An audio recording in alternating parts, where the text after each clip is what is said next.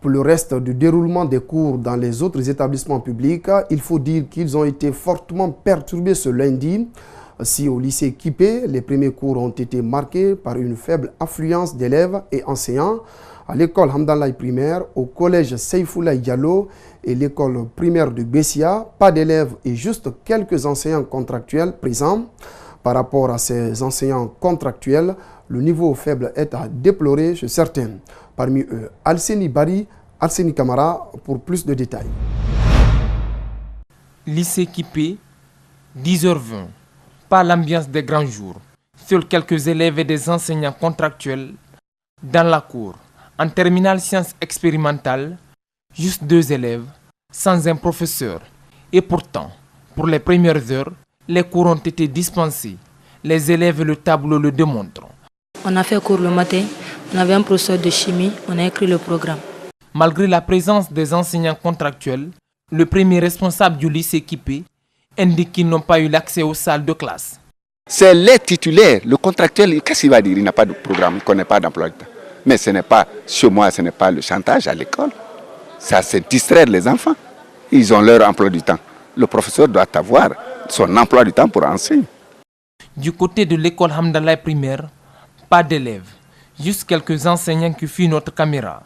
Au collège Seyfoulaye Diallo, dans la commune de Matoto, les classes sont fermées. Nous demandons au gouvernement de tendre la main au général Abakar, Souma et son équipe pour pouvoir finir avec la crise là. Les contractuels, ce n'est pas la solution. Selon les autorités de l'école, sur les 18 enseignants titulaires, 13 ont répondu à l'appel. Tous les 20 contractuels programmés sont venus.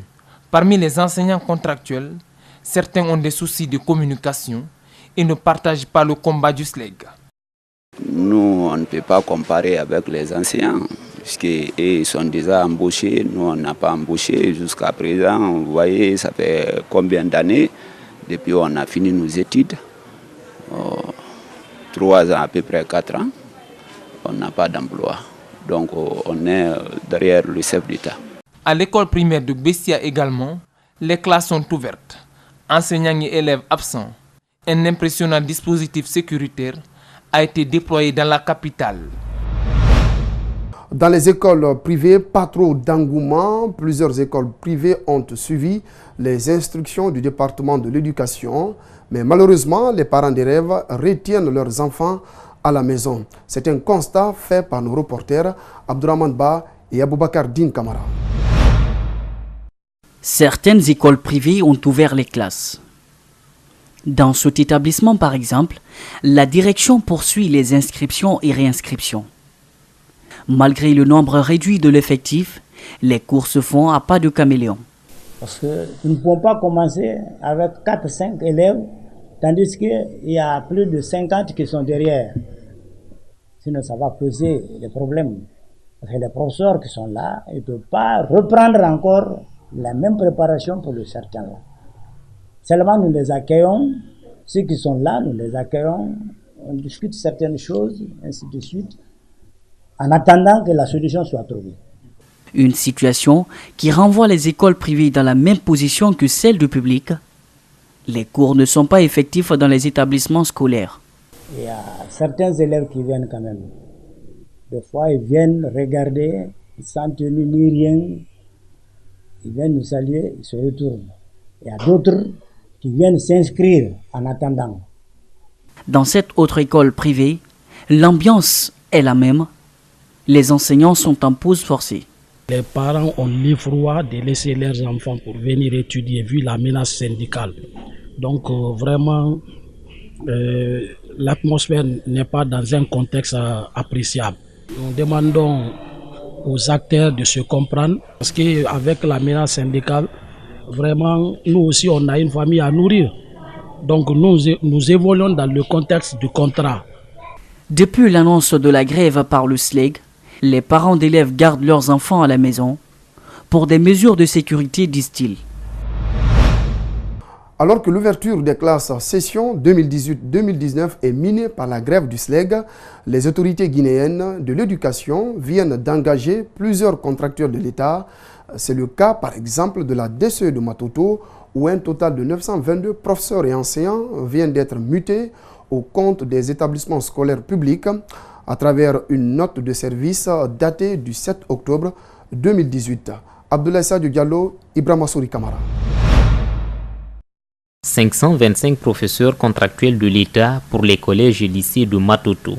Sekouleno fait partie de ces jeunes cadres qui viennent d'être mutés au compte de la direction communale de l'éducation de la plus grande municipalité du pays.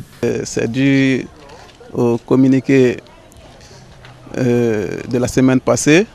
Ils ont eu, n'est-ce pas, à nous envoyer nos diplômes pour qu'on puisse les déposer à la direction communale de Matoto. Ce matin, nous sommes venus pour voir. Évidemment, j'ai trouvé mon nom et on m'a envoyé dans un collège Denise Galema. Parmi ceux qui ont déposé leur dossier pour être engagés comme contractuels de l'État, certains n'ont pas été retenus. C'est le cas de ce diplômé de l'ISEC depuis 2014, mais qui peine encore à trouver un emploi. J'ai vérifié et revérifié à 2 reprises, à 3 reprises, bon, je n'ai pas retrouvé mon nom. 397 enseignants de l'élémentaire ont aussi été répartis dans 18 établissements scolaires publics de Matoto.